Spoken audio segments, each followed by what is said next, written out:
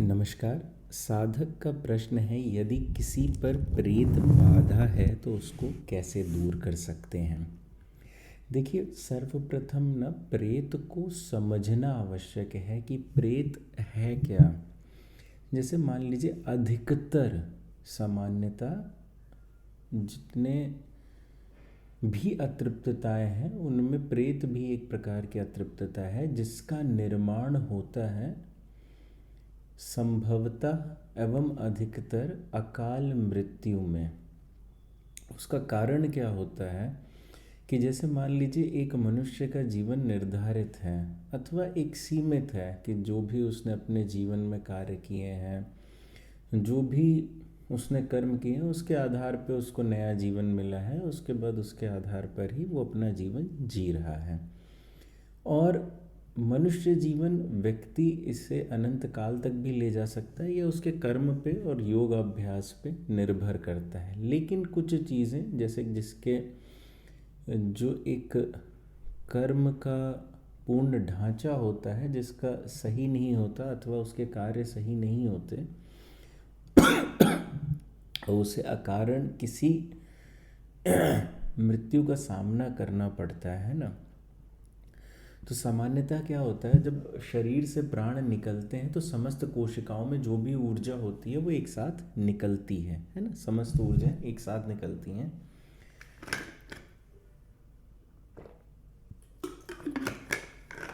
लेकिन जब अकाल मृत्यु होती है तो कोशिकाओं में से संपूर्ण ऊर्जा एक साथ नहीं निकल पाती है, और एक किसी भी गर्भ में प्रवेश करने के लिए, है ना, एक ऊर्जा का समूह होना आवश्यक है। उसके बाद ही, मतलब मान लीजिए कि 1 किलो ऊर्जा चाहिए, एकदम लेमैन लैंग्वेज में, है ना।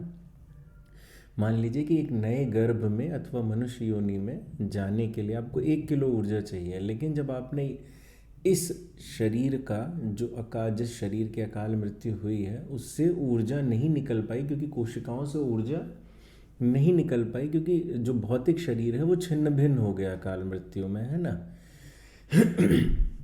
तो ऊर्जा जो अब है वो मान लीजिए 800 ग्राम ही बची। तो बाकी जो शेष ऊर्जा है उसकी कमी के कारण आपको उसको पूर्ण करने भर हेतु, उतनी ऊर्जा का संग्रह करने हेतु उतना समय काल आपको अतृप्तता में बिताना होगा। अब अतृप्तता में होता क्या है, नाना प्रकार की जो क्रियाएं होती हैं तंत्र में, जिसमें मान लीजिए हवन है, मंत्र जप है, जो उससे तरंग उत्पन्न होती हैं, वो ऊर्जा का समूह बनता रहता है। और उसके बाद एक बार वो पूर्ण रूप से ऊर्जा का समूह बन जाएगा, जिससे वह एक नया जीवन प्राप्त कर सके। देखिए, जो ये तरीका मैं आपको बता रहा हूँ, ये बहुत ही लेमैन तरीका है समझने का। मान लीजिए कि यदि सत्य से देखें तो ये 10% सत्य है ना। इसके अलावा भी और बहुत सारी चीज़ें हैं जो होती हैं, जिसके आधार पे नया जीवन अथवा आदि चीज़ों के बारे में आप समझ सकते हैं। लेकिन क्योंकि मेरा ध्येय इस समय ये है कि आप एक कॉन्सेप्ट को समझें, है ना, इसलिए इस प्रकार से मैं आपको समझा रहा हूँ। तो इस प्रकार से प्रेत का निर्माण होता है ना। अब किसी शरीर में एक जीवात्मा के अलावा दूसरी जीवात्मा की जगह नहीं होती है। मूल रूप से जब तक जो जीवात्मा उपस्थित है वो एकदम क्षीण ना हो जाए, समाप्त ना हो जाए, इतनी कम ना हो जाए कि उसको कुछ पता ही नहीं चल रहा है ना। क्योंकि शरीर जब भौतिक शरीर का अंत होता है ना, उससे कुछ वर्ष पूर्व से ही जो धन की आगमन है शरीर में वो कम होने लगता है, जिसके माध्यम से शरीर चलता है ना। और जो जीवात्मा का स्वरूप है वो भी कम होने लगता है। लेकिन ये बहुत बाद में होता है ना, तुरंत नहीं होगा। लेकिन जब मनुष्य अपने मानसिक रूप से कमज़ोर होता है ना, तो उस टाइम पे क्या होता है ना, गर्दन के ऊपर वाला एक हिस्सा होता है जिसमें उदान वायु होती है ना, जो कि पूरे शरीर को, जो मस्तिष्क के पोर्शन में रहती है, जिससे संपूर्ण शरीर नियंत्रित होता है। अब यदि यह उदान वायु जो होती है शरीर की बायंसी के लिए भी जिम्मेदार होती है ना। जैसे आदमी जब मर जाता है तो शरीर भारी हो जाता है ना, और फिर बहुत सारी चीज़ें हैं उससे संबंधित। तो होता क्या है, जब भी किसी अतृप्तता का इस पे नियंत्रण हो जाता है ना, तो कहा जाता है कि उस अतृप्तता की बाधा हो गई है। जैसे मान लीजिए भूत बाधा हो गई है, प्रेत बाधा हो गई, आदि आदि बाधाएं हो गई हैं शरीर पे। अब जब इस प्रकार की बाधा हो जाती है तो इसमें जो बचने का उपाय है, मान लीजिए कि बाधा हो गई है पहले, अब तीन चीज़ें हैं कि हो रही है, हो गई है या हो सकती है।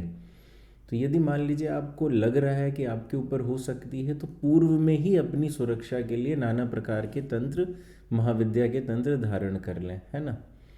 और यदि अब हो गई है, वर्तमान समय में आप इससे ग्रसित हैं, और जो भी उससे संबंधित, अब देखिए जैसे मस्तिष्क से संबंधित जो भी विकार हैं, है ना, जैसे बुद्धि का क्षीण होना, है ना, शरीर में समस्याएं रहना, त्वचा में समस्या रहना, है ना, धीरे धीरे समस्त वायु पे नियंत्रण प्राप्त कर लेगा तो शरीर बिल्कुल ही खराब हो जाएगा, सूखा पतला, है ना, खाने का स्वाद नहीं है ना, बहुत सारी चीज़ें हैं जो उसमें हो सकती हैं, ये कोई एक निर्धारित चीज़ नहीं हो सकती है। ऐसी स्थिति में साधक को जो उपाय संस्था द्वारा बताए गए हैं, पहला तो जैसे शरीर के ऊपर से मटका उतारना, है ना, विशेष दिवस पे, उससे आपको लाभ मिल सकता है। वरना जो भी मोर पंख झाड़ा या आदि जो झाड़े बताए गए हैं, उनसे आपको लाभ मिल सकता है। तीसरी चीज़ ये है कि आप सिद्ध मद्य का सेवन कर सकते हैं 21 दिवस तक, उससे आपको लाभ मिलने की संभावनाएं हैं, है ना। अन्यथा आप किसी महाविद्या का तंत्र धारण कर सकते हैं, उससे आपको निश्चित लाभ मिलने की जो संभावनाएं रहती हैं वो सर्वाधिक हैं, है ना। तो इस प्रकार की कई सारी चीज़ें हैं जो आप अपने जीवन में ला सकते हैं यदि आप इससे प्रभावित हो चुके हैं किसी भी अतृप्तता से। ये तो हो गया जो सशुल्क सुविधाएं हैं, है ना। इसके बाद जैसे मैंने आपको बताया मोर पंख झाड़ा हो गया, ये जो हांडी द्वारा उतारा किया जाता है, अन्यथा जो कुछ मैंने स्वयं सिद्ध मंत्र दिए हैं जिनके द्वारा उतारा किया जाता है, ये सारे निशुल्क हैं, है ना।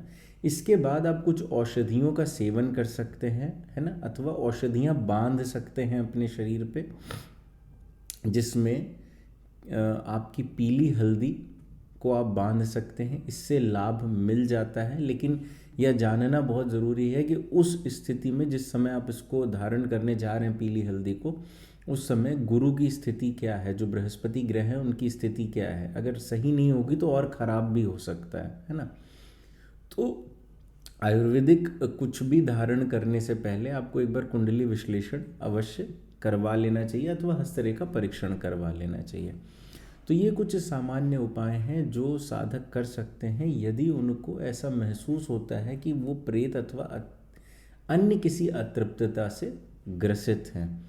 लेकिन इस चीज़ के लिए कि ये 100% श्योर हो तभी इस चीज़ को करें, अन्यथा यदि आपको खाली ऐसा लग रहा है कि मुझे ऐसा महसूस होता है कि मैं प्रेत से पीड़ित हूँ अथवा किसी ऐसी समस्या से पीड़ित हूँ, तो वो उचित नहीं है। सबसे पहले अपने जो भी मेडिकल टेस्ट वेस्ट हैं वो सब करवा लें, देख लें कहीं कोई इन्फेक्शन आदि तो नहीं है शरीर में। यदि उससे लगता है कि अब हाँ किसी चीज़ से पता नहीं चल रहा है, तब इस चीज़ में आए। और संस्था में यदि आप चेक करवाना चाहें तो कायाक्रम वीक्षण की एक सुविधा रहती है, आप चेक करवा सकते हैं कि क्या सच में ऐसी किसी नकारात्मकता से आप पीड़ित हैं, या अभी के लिए आपको कहीं भ्रम तो नहीं हो रहा, या अन्यथा कोई दूसरी समस्या तो नहीं है ना।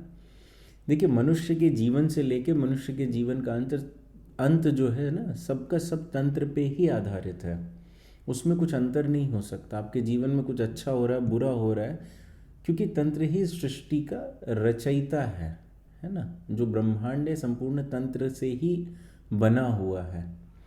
तो इसे इस प्रकार से समझें, यदि आपको कुछ भी प्रभाव मिल रहा है, क्योंकि अतृप्तता भी यहीं का हिस्सा है, और जो हम हैं, मनुष्य हैं, जानवर हैं, जीव जंतु हैं, वनस्पति हैं, पेड़ पौधे हैं, वो भी सब यहीं के हिस्से हैं। तो सभी का प्रभाव शरीर पे पड़ता है। इसलिए ऐसा ना समझें कि